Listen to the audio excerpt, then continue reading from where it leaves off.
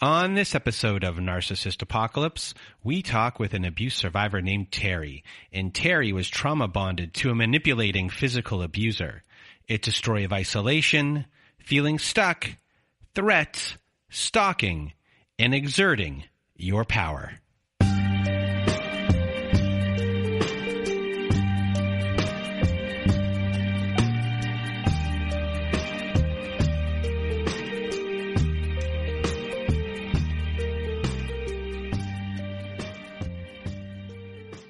Welcome to Narcissist Apocalypse, everyone. I am Brandon Chadwick, and with me today we have Terry. How are you? I'm doing great. Thank you. Thanks for having me. Well, thank you for being here with us today. And if you want to be a guest like Terry is today, please do go to our website at narcissistapocalypse.com. Top of the page, there's a button that says guest form. When you click on that button, it takes you to our guest form page. And there you can read all of our instructions and either send us an email at narcissistapocalypse@gmail.com or fill out our guest form and press the submit button. And please do send it in the format that we ask for. And there is a content warning for today's episode, as we do have graphic descriptions of physical abuse in multiple spots in this episode. There's also a lot of stalking that goes on in this episode and a lot of threatening behavior that might be triggering to a lot of people. So that is your content warning for today's episode. And today, Terry is going to tell her story, and Terry's story is one where she is extremely trauma bonded and addicted to her abuser, and it takes Terry numerous times to eventually break away from her abuser. And we always hear that it takes, 7 times on average to leave your abuser for good. And for Terry, she was higher than that. And this went on for a long time, and the trauma bond was extremely strong when it came to Terry and the abuser. And, once they were able to do anything, Terry was in a really, really bad spot. And I just want to thank Terry for being a guest here today. It's not an easy story to tell, and I'm now going to just get out of my way and your way. Terry, the floor is now yours. I was raised by a really hardworking single mother who was kind of always there for me. What she lacked in finances, she made up for in every other way. And my dad wasn't really around. I was the middle child. And growing up, I had a very close-knit family. Sunday night dinners, cousins and aunts and uncles and grandparents all living on the same street. I ended up marrying my high school sweetheart, who I met at 16. And I kind of did everything by the book, like very traditional. I got married, I went to college, I got married, I was a first grade teacher, I got pregnant, I bought a home, and everything just kind of played out exactly the way I had envisioned it to play out. And my biggest goal in life was to be a stay-at-home mom, and I was able to do that. To say that I was inexperienced in the way of dating would be an understatement. I had, my ex-husband I was with for 25 years, and he was a good man and a great father. And, he wasn't a great husband for me, but he's a good man. And so. Oh, what does that mean?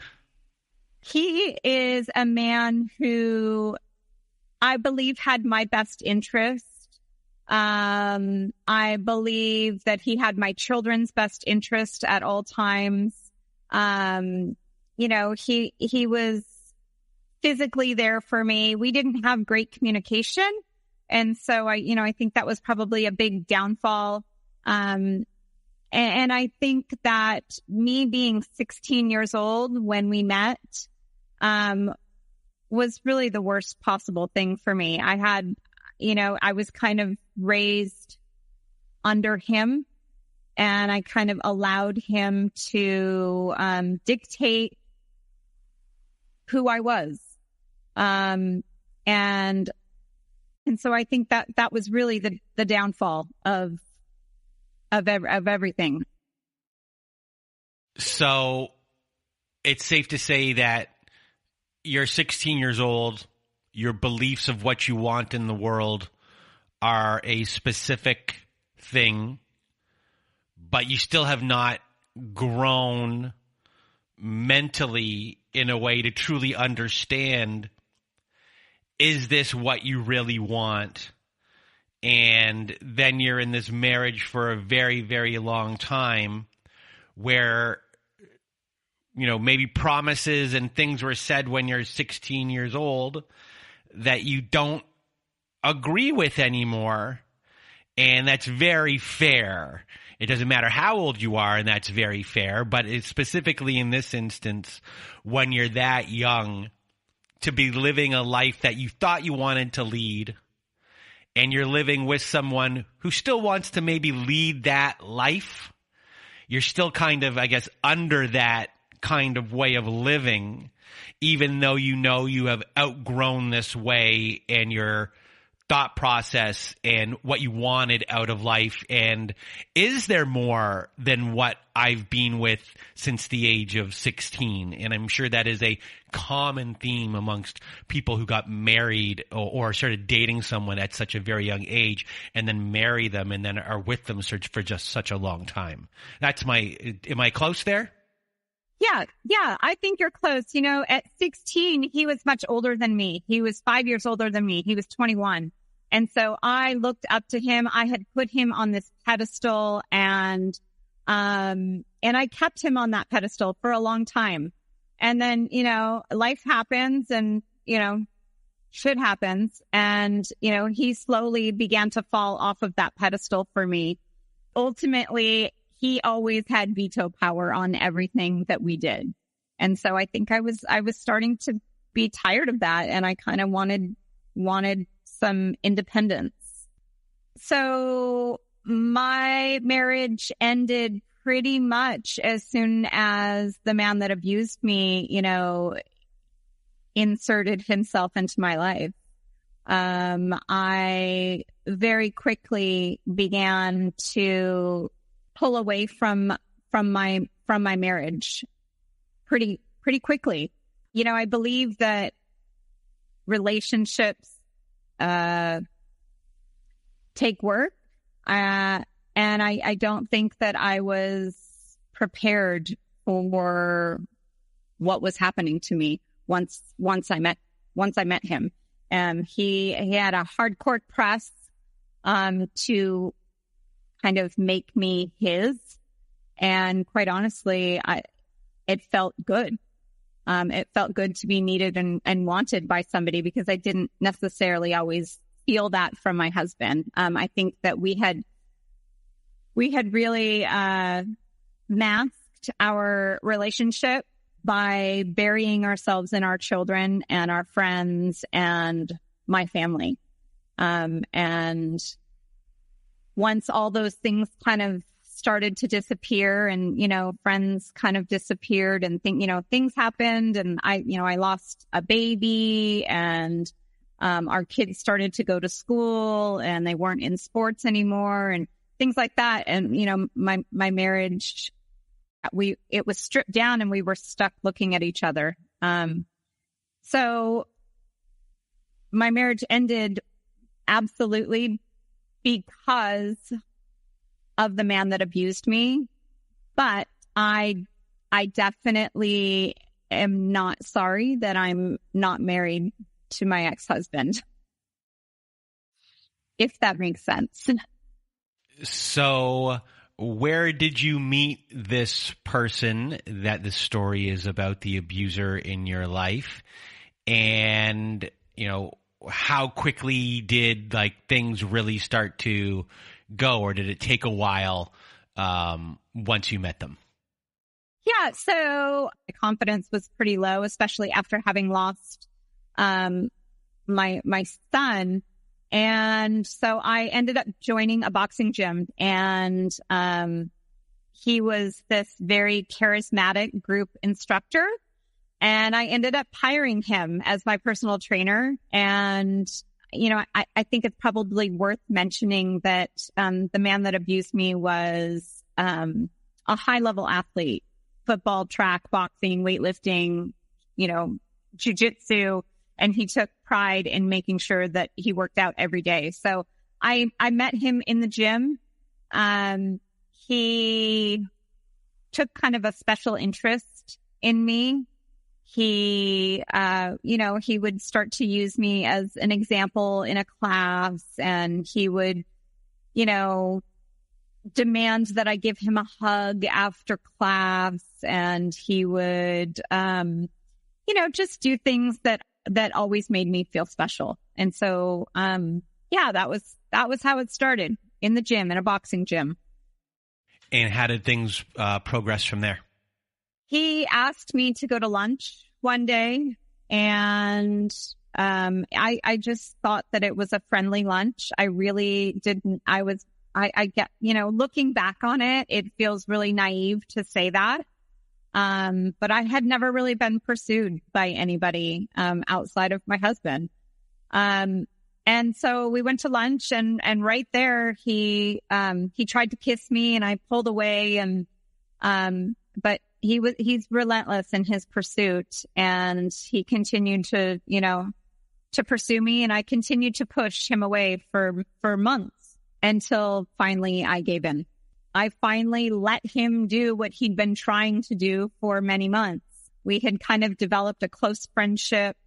He told me about his weekends, and we saw each other every single day. Either I was, paying him for private sessions, or I was in the gym taking his class. And so we just became very close. And so, I guess giving in for me, it was just me not pushing him away anymore and allowing him to do what he'd been trying to do.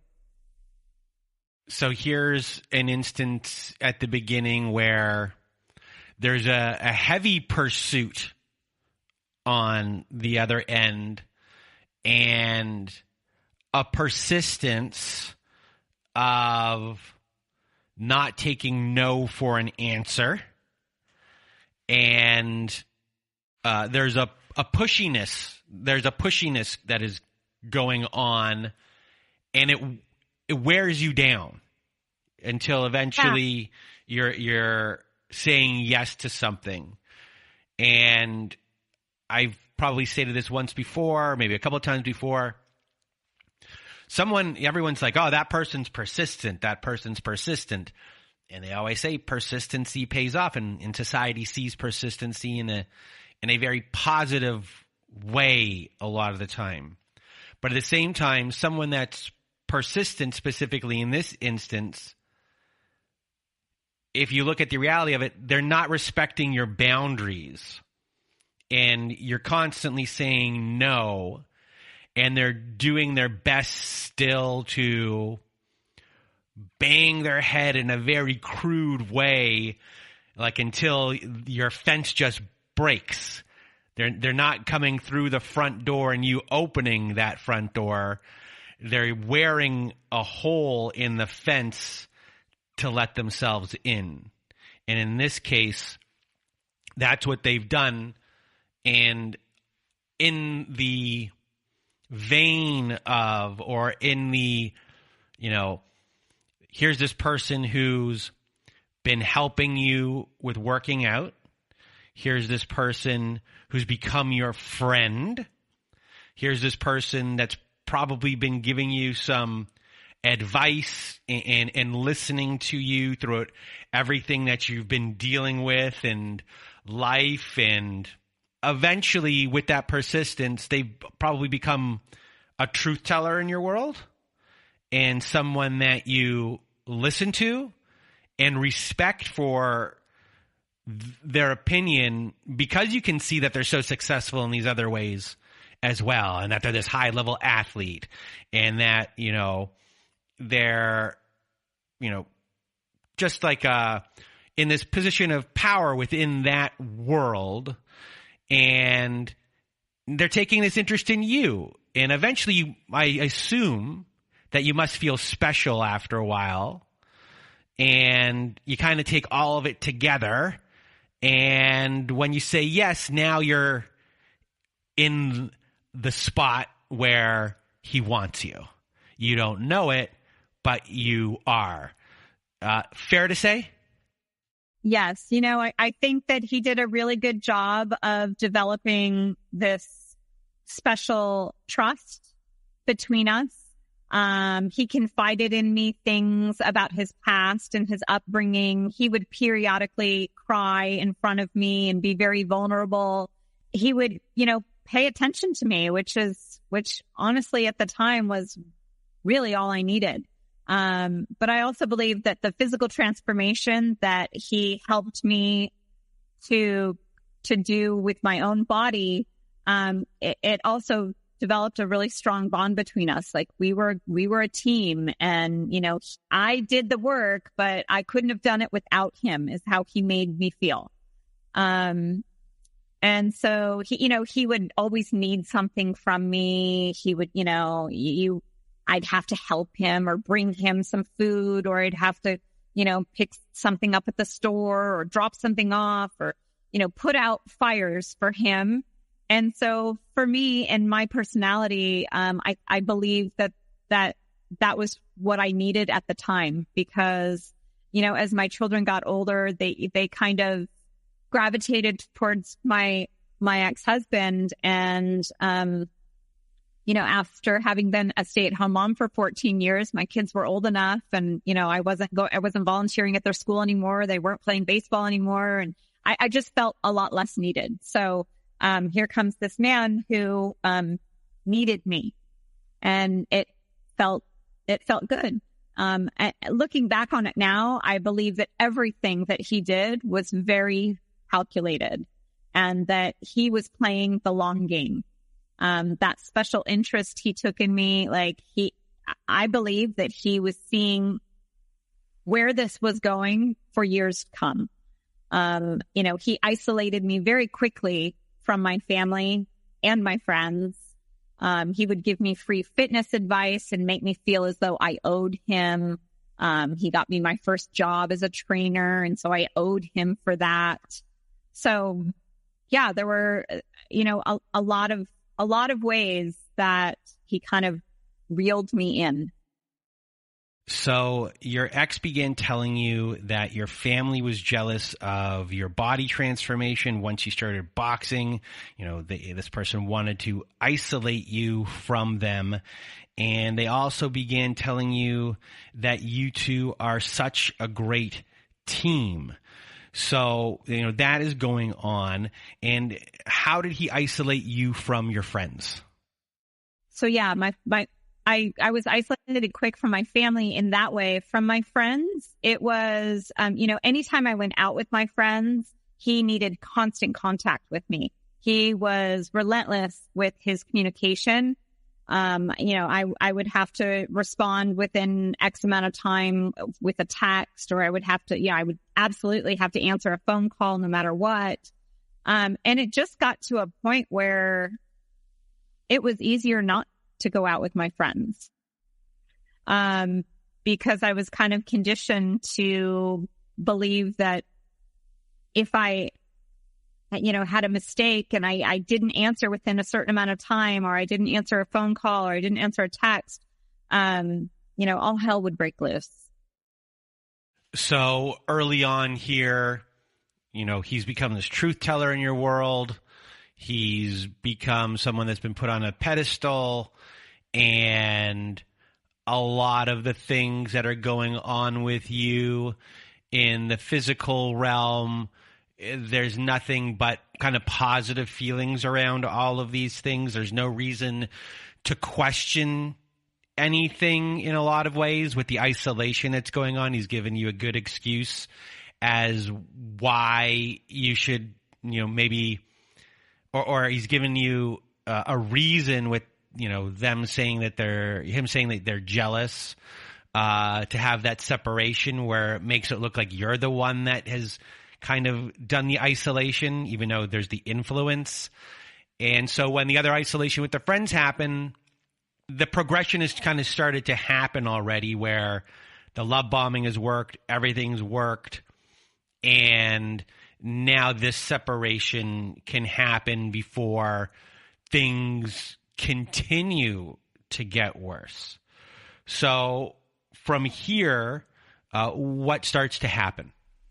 Things that I would question, he would chalk it up to me being, I was almost 10 years older than him. So he would chalk it up to me, being older and not really knowing what was going on, or me having no dating experience, or he would, make excuses that honestly I bought hook, line, and sinker. But then, outbursts would happen, and, he would,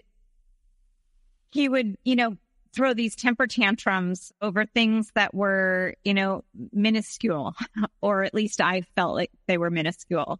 And then he would chalk those outbursts up to saying that, oh, he was just really passionate, or, he was worried about me and he didn't want anything to happen to me and he needed to protect me. He would also start humiliating me in public, in the gym. And he would yell at me in front of a class, or he would yell at me during a training session and embarrass me. And he chalked that up to, oh, well, I just see so much potential in you and I want you to live up to your potential. I want you to be the best you can be. And so I was like, okay, well, I want to be the best too. So I'll just work harder. And like I said, the constant communication, needing to know where I was at all times. And, again, he chalked that up to, making sure that I was safe. Any talk about failed relationships on his end, the crazy ex, they were all crazy and, they were just jealous and cheaters. And naively, I believed him. I believed him. I believed that I was different. I believed that the typical, what I'm about to say is like, it sounds so naive now that I'm saying it out loud, but the typical, he won't do this to me and I'm different and I'll be able to help him. I felt all those things and I believed all those things. So I became hooked on this guy pretty early on. But I did attempt to cut it off about a month in and thought, you know what, this is, I can't do this anymore. This is not right. I'm not doing it. And I wrote a long email and his response to that was, I didn't finish reading that email and, oh no, I'm not done with you yet. And then he said, I'm going to fight for you. And, again, naively, I felt good. Like, okay, this guy's going to fight for me. He used to say things like, it could be so easy. And he sold me on the fact that a life with him would be easy. He had all sorts of future faking plans and, we were going to open a gym together and, the constant attention and the feeling of being protected, I think is what really hooked me. I clearly was, needing someone who I thought cared. And then the devaluations all came and it would, he would say things like, I was being lazy. Or he would say, how old, like I said before, how old and out of date I was and that my style and my music preferences were, ridiculous. And I didn't know what I was talking about with fitness. And that was kind of his way of devaluating me. And then he would kind of take those all back by doing the exact opposite. He would show me off to other people and tell everybody that I was the hardest working woman he'd ever met. Or he would embrace my music and he would start to listen and dance and sing to my music instead of his. And, the gaslighting was always a constant. And, he would always tell me that I had a horrible memory and that, that he never said that or never did, XYZ, whatever it was. So this must have been confusing, going back to those parts where he's kind of tearing you down, but then he's also building you up in front of other people.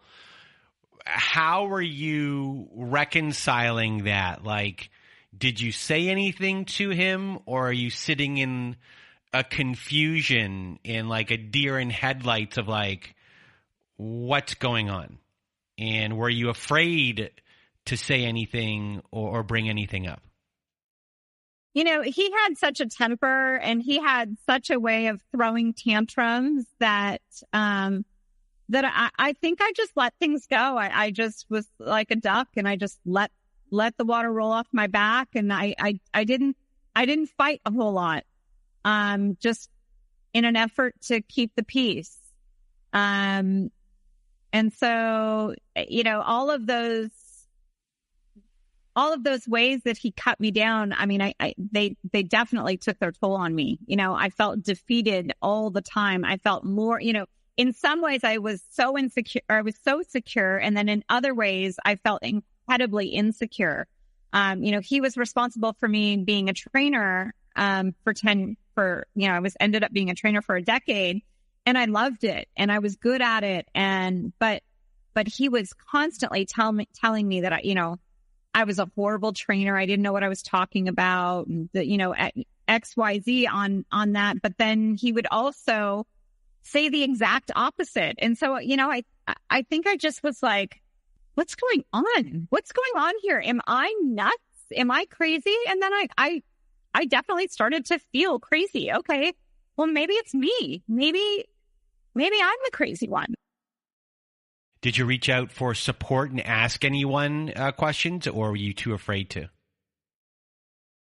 No, I didn't reach out. At that point, you know, we were already together. I had been isolated from my family at that point.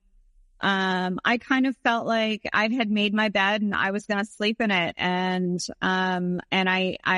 this was what I chose. And so I'm going to do everything I can to make it work. And I was constantly like leading by example and trying to be the role model of, you know, how to react and, you know, try to do the things that, that I didn't do in my own marriage. I was attempting to do in this relationship. And I just felt like, you know, that like he's going to fall in line. He's going to see how dedicated I am. He's going to see how loyal I am to this, and it's all going to come together.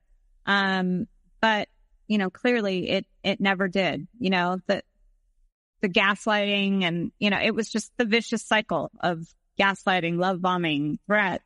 So, you know, like I said, he was constantly gaslighting me, you know, I never remembered things correctly, or I was overreacting to, you know, whatever his threats would be.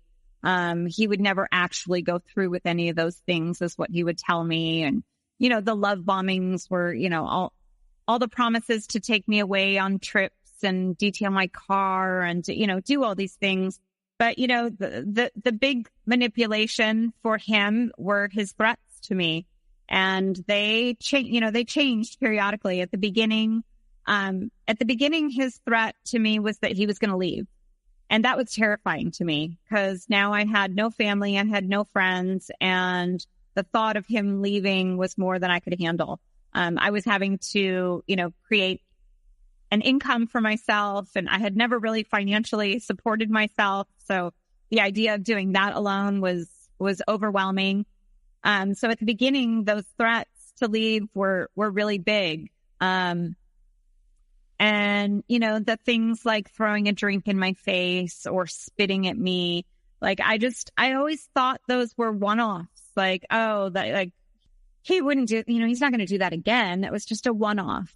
But all of those threats and all of those things progressively got worse and worse. And, you know, and then he did start to put his hands on me, and he would, you know, lay in wait behind a door, as I came in, and attacked me from behind, or he would knee me in the stomach, and, you know, remember, this is a high level athlete, a black belt in jiu-jitsu. This is not somebody that I'm fighting off.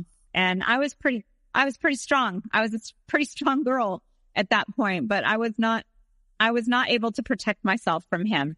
You know, his threats then became, I think he kind of realized that physically hurting me was not the worst thing that he could do to me. The worst thing that he could do to me was to threaten to harm my children. And it was those threats that really ended up keeping me there for as long as they did. He threatened to harm my children often.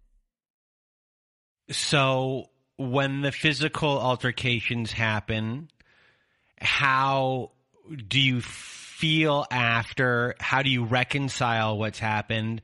And then when the threats of harm to your children happen, the same questions, like how are you feeling? And where are you going mentally in the aftermath of those things?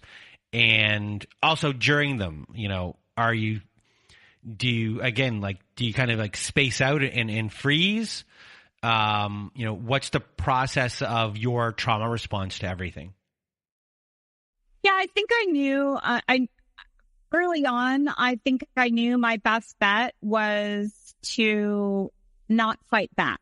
I was always hopeful that he would come to, I think I thought that he was just in such a rage and he would look me in the eye and he would see the fear in my eye and something would, snap back and he would become him, not crazy anymore. And so I think during the abuse, that was the tactic, that was the response that I would take, was that I would not fight back and really hope that he would come to. And then after the fact, or early on, he did a pretty good job of apologizing. And, it was always him groveling, coming back and apologizing profusely. And I think I thought, I'm a strong woman and I am in love with a very troubled man, who has a lot of issues. And I think I thought that my strength would be what helped him. And then quite honestly, the cycle started all over again, the love bombing. And, there would be a 2-week period of pure bliss after an altercation. And then I would think, oh, he does have it in him. This is who he really is. And so I was always striving for that potential of that, 2-3 week period of love bombing. But clearly that was never the case. That was not who he was. Who he was the monster that attacked me. And, the love bombing dude was just a facade. So as you mentioned earlier, the threats of harm to your family created this, more fear, than the physical abuse that you were going through, that you were enduring. So just talk about that. And there were other threats that were happening as well. So take us through that as well. So I think he learned that threats to my children were going to affect me far greater than physically hurting me. Not to say that he didn't continue to physically hurt me, but the threats to my children became more often, and it would happen more frequently.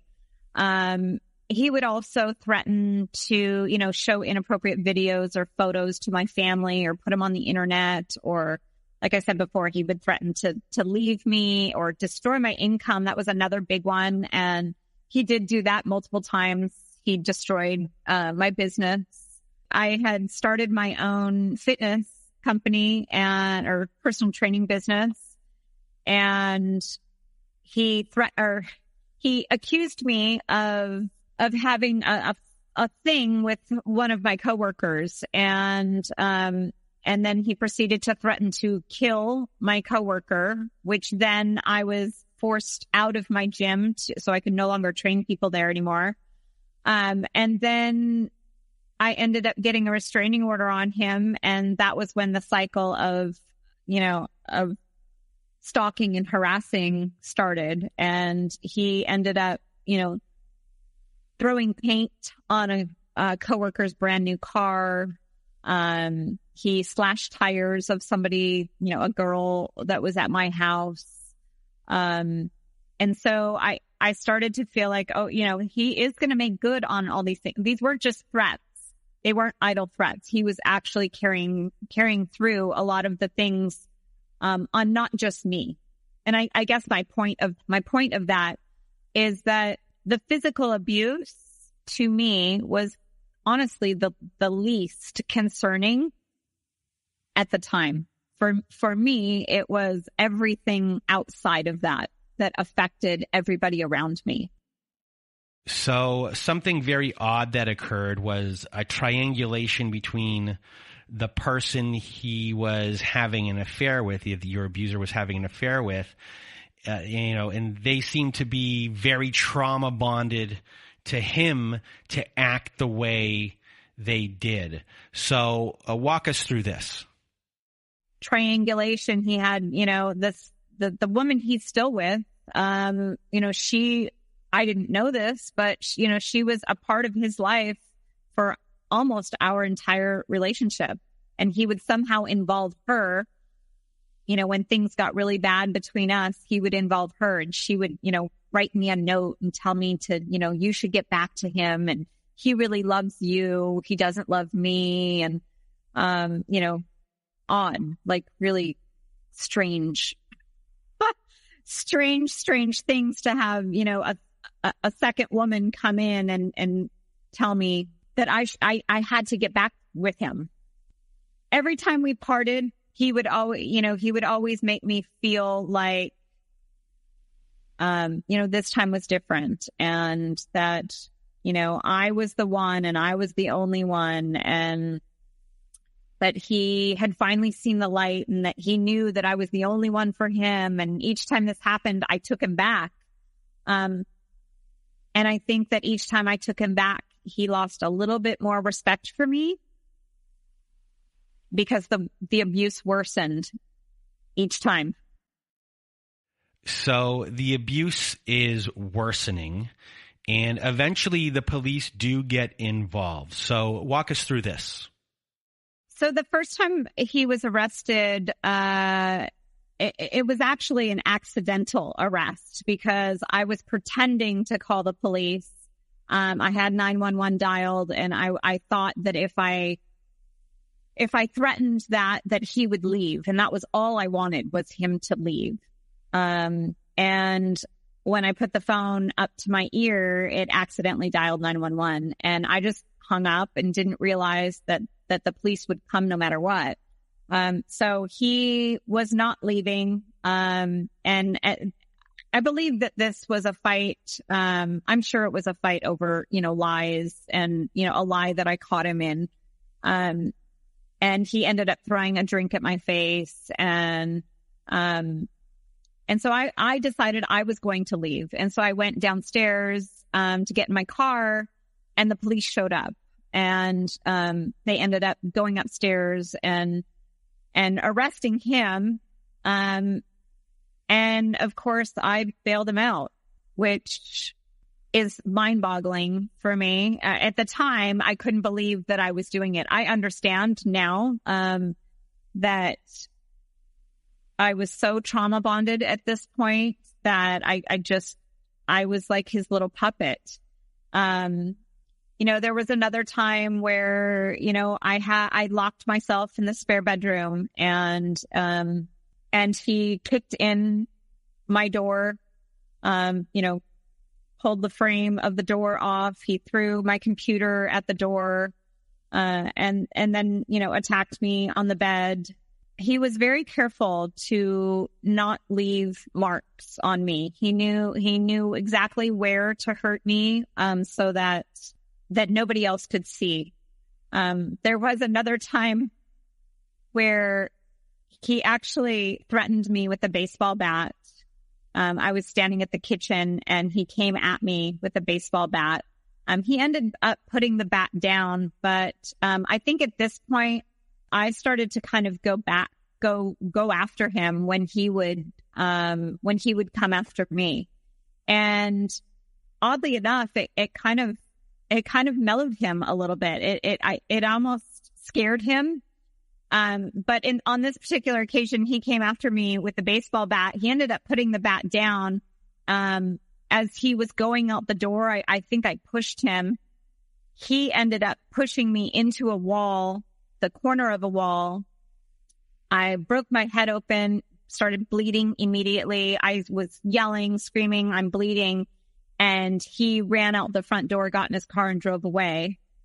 He called me right away and said, you got to get out of there. The police are on their way. You got to go. You got to get out of there. And he had me meet him at a gas station. And so I did leave. He had me meet him at a gas station. He had a bottle of water, and, he poured water on my head and said, we should go to the beach so that you can put some salt water in that and get some super glue. It was deep enough. It probably needed stitches, but, we got some super glue and he stitched it up. And I remember being in the ocean while he sat on the beach on the phone with another woman. The abuse got worse and worse and worse as time went on. At this point, some of his affairs had come to light. And so his whole demeanor to me was much different than it was in the past. He was no longer apologetic. There was no longer this honeymoon phase of apologies or love bombing. Things got worse and worse on his part. And it makes sense that it does. And that early on there were cycles. And now he's been able to be physically abusive. He's been able to openly, be a cheater. Police have been involved. You still have gone back to him, and you're still drawn to him, and you're still trauma bonded. And he's done all of those things, and you're still there. So whatever facade that was being shown before, he knows, or at least this abuser knows, that it doesn't matter what he does anymore. That you are so bonded to him that he can do anything, and at the end of the day, you're going to come back somehow. So it makes sense that he doesn't care anymore, or he doesn't care to love bomb you back, or he doesn't care about how he's acting in any sort of way, because he has you. He's manipulated you in every way. You don't have really a support system. And like many abuse victims, it takes 7 times to leave to eventually leave for good. And, sorry. I think my average will bump that up a little bit. I was definitely more than 7 times. And I fled multiple times. I fled my city multiple times. I got in my car. I had involved my family, and they suggested that I drive to Oregon, and I stay at a family member's in Oregon. And so I did. I did it hesitantly. It wasn't my idea. I had not involved my family for 7 years, and then I got my family involved. And so I thought, okay, I'm going to just do whatever they say, whatever they think I should do. So I drove to Oregon, and he called me incessantly, like all day long he would call. And this was with a restraining order. I had a restraining order on him. What ended up happening was that my plan was to completely leave California and live in Idaho, start completely over. I had already rented a place in Idaho. What ended up happening is that I drove to Oregon. I dealt with his harassment for a couple of weeks. And then I made the mistake of responding. One time I responded to one thing, and that started a conversation between us. And he flew to Oregon and he picked me up, and the cycle started all over again. The person that I was at that point, I think was incredibly defeated.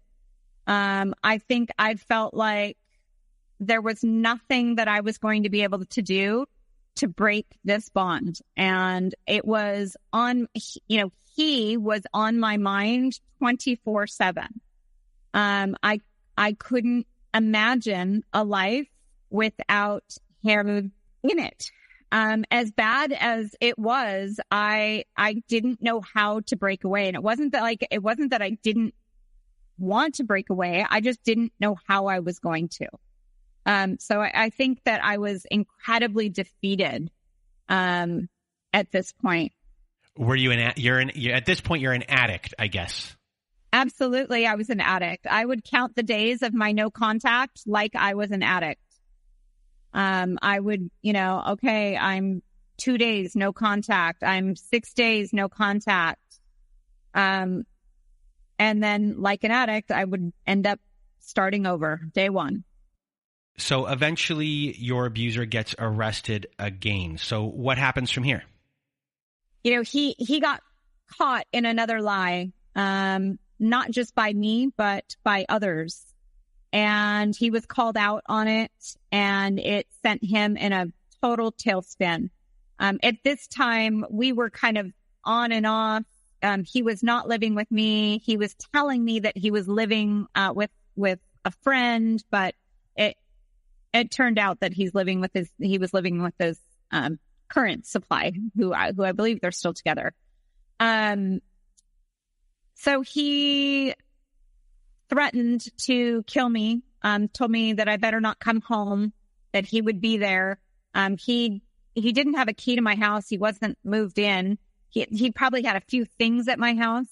But anyway, I ended up calling the police, and I sat in a grocery store parking lot waiting for the police to arrive, because I was afraid to go home into my own home.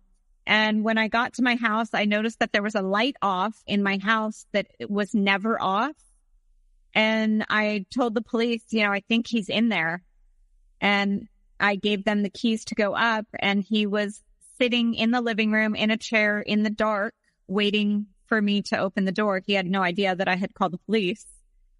He again ended up getting arrested. But that was a big arrest, because he ended up getting state charges brought up on him for terrorist threats, for threatening to kill me via text. Ultimately, I was told that if I didn't write a letter to the DA to get those charges dropped, that he would kill me. And so that's what I did. Several months later, I ended up writing a letter to the DA and getting those charges dropped for him. But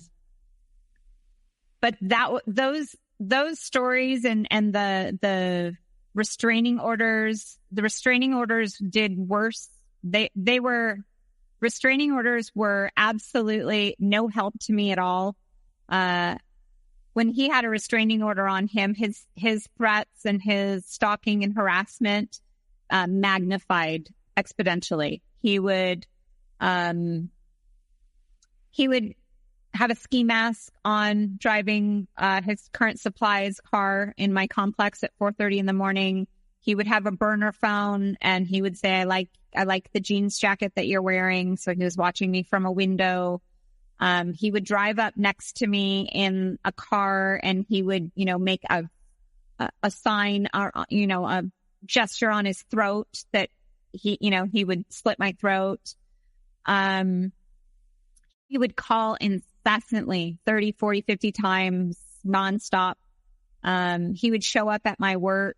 For me, it was always easier to not have a restraining order.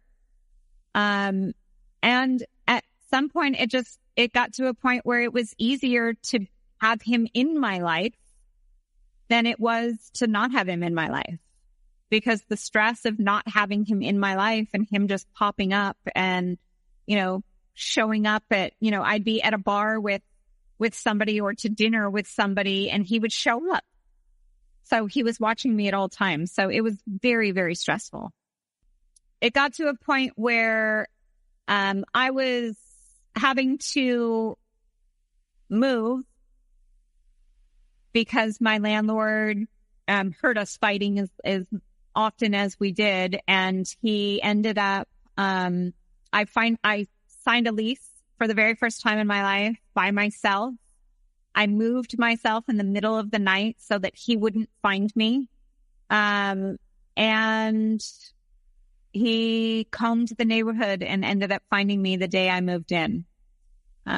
This is after I had been diagnosed with cancer, which, by the way, did nothing for him. There was no reprieve with a cancer diagnosis. I actually thought there might be. It was that cancer diagnosis that I believe ultimately saved my life. That was when I finally decided, oh my gosh, my environment is killing me. If he doesn't kill me with his bare hands, then, I wholeheartedly believe that my body was fighting the wrong things. And had I not been living in a state of fight or flight for a decade, I believe my body would have fought this cancer off. So, he ended up finding me the day I moved in, and he threatened to kill me if he wasn't living there with me. And so the next 3 months or so were, again, just him back and forth. The isolation had gotten even worse. And I was sitting on my couch, not afraid to leave my house. And I was scrolling through social media. I was scrolling through social media. I ended up coming across a post of a woman who escaped her own narcissist, and she moved herself to Florida. And I made a comment on her post. She commented back. And within we ended up getting on a phone conversation. Within 45 minutes, she invited me to come to her home for a week just to get away. And I thought, you know what? Fuck it. I'm going.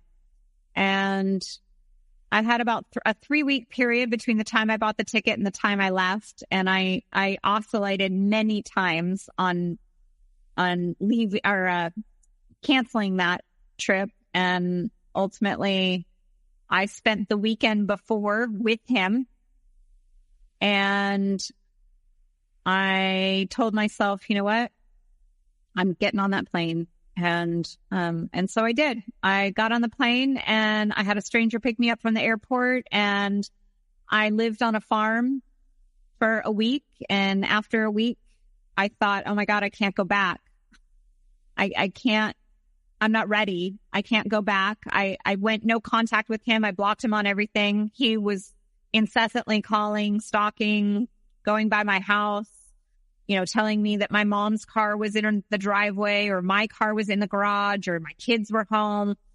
But I held strong, and I didn't respond to any of those things. And, ultimately I had all of my things packed into my car, and I had my car shipped to me, and I never left. I moved 2,500 miles away. I wish I could tell you that was the end, and that I never heard from him again. But, the stalking and the harassment, post me moving was significant. And, again, all the same tactics. Except this time he was sprinkled in a lot more, I miss you, I love you emails. But ultimately he ended up finding me, figured out what city I was in. He wrote me an email, and he said, I want you to meet me at this bar on this date at this time. I want you to wear this, sit here, bring this. I never responded. But on that date, he ended up showing up where he thought I was and sent me a photo and a video that, and it said, I'm here. Where are you, little girl? And it was then that I kind of decided, you know what? He's never going to stop. He's never going to stop until I assert my own power. And I left in September, and in February, the very beginning of February, I put a camera in front of my face and I pressed play and I just started talking, telling my whole story. And then I posted it. I posted it on TikTok, and it did pretty good. But his harassment still didn't stop. And so I thought, you know what? I'm going to go a step further, and I'm going to expose his name. I'm going to expose his face. I'm going to expose his business. I'm going to expose the videos that I have of him abusing me, the text messages, the audio, all of it. So that's what I did. And what do you know? He stopped contacting me. He not only stopped contacting me, but he shut down all of his social media. He had a namesake business, Jiu-Jitsu Academy, that he ended up rebranding and took his name off of it, and now he's got, his new supply and some other people that are now the face of that business. And he's kind of a ghost. He's kind of a ghost on the internet. But let me tell you, if you search his name, you'll see my face, which is exactly what I want. And in the aftermath of everything, how has your healing process been, and what have you done? So that first initial video of me exposing him, I think really sparked this power that it brought out in me. And, I'm not going to lie, my healing process was tough, but I was really, really fortunate in being able to, I was going to therapy religiously. I had surrounded myself with strangers that became my absolute best support system that could possibly be. I slept. Oh my gosh, I can't even begin to tell you how many hours I slept. And I just had a lot of quiet time. And, not only did I have quiet time, but I also was distracted with a new relationship. It was a friendship. It started off initially as a friendship, with the most kind, gentle, honest, trustworthy man who just constantly has my best interest at all times. And so he was a great distraction. Like I said, it started off as a friendship, and now I'm getting married. So my healing process has been out loud. I have made it a point to kind of video record, video diary my healing process. I would go for walks, and I would have these epiphanies about what my life was and what had happened to me. And so I would just start talking to my camera, and I would post it, and it somehow made me feel better. And then I realized that I was not alone, and that so many women were going through the exact same things, or had been going through the exact same things that I had. And so it was really cathartic for me to kind of heal out loud. And if you had any words of wisdom for everyone listening, what would they be? So I think that what I wished I would have known was that I was never stuck.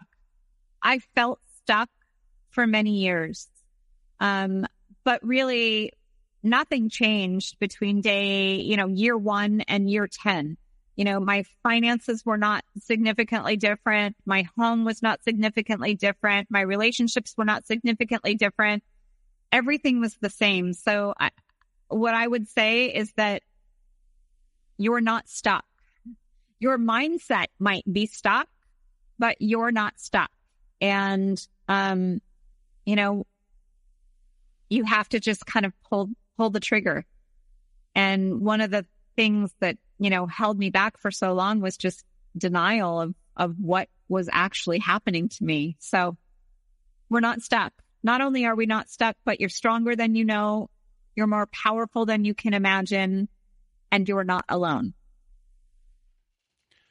Well, Terry, I really want to thank you today for sharing your story and just giving a lot of the little details of the abuse, the manipulation tactics, and how you were feeling in a lot of these situations, and for your words of wisdom as well. And I can't thank you enough for being here with us today, sharing everything, just letting everything be seen. And you did a great job, and you were very clear with everything. And I just can't thank you enough for being here with us today. Thank you so much. I really appreciate what you're doing here. Well, thank you once again, Terry, for being a guest on our show today. And if you want to be a guest like Terry was today, please do go to our website at narcissistapocalypse.com. Top of the page, there's a button that says guest form. When you click on that button, it takes you to our guest form page. And there you can read all of our instructions and either send us an email at narcissistapocalypse@gmail.com or fill out our guest form and press the submit button. And please do send it in the format that we ask for. And if you are someone that needs support, we have a support group at narcissistapocalypse.com. So go to our webpage at narcissistapocalypse.com. Top of the page, press that support group button, and you'll see that we have our very own safe social network inside. We have Zoom meetings every Wednesday night, Thursday afternoons, and Saturday nights. And we have forum boards for you to post on to get the validation that you need from survivors just like you. It is a wonderful group of people on there. So if you need support, join our support group today. And if you need even more support, please do visit our friends at domesticshelters.org. At domesticshelters.org, they have articles and resources to help you make sense of what you're dealing with. They have every phone number, web address, and email address for shelters and agencies, no matter how big or small the town you are from. Domesticshelters.org has it there. So if you need help from them, go to domesticshelters.org. And another friend of our show is called Shelter Movers, and they can be found at sheltermovers.com. And Shelter Movers helps people who are getting out of coercive control and domestic violence. They get all of your stuff out of your home and into storage. That includes your pets and livestock too. It is a donor-supported charitable organization. It is only in Canada right now. So if you need help from them or you just want to donate to them, go to sheltermovers.com. And that is it for today's survivor story, for today's episode. So for myself and Terry, we hope you have a good night.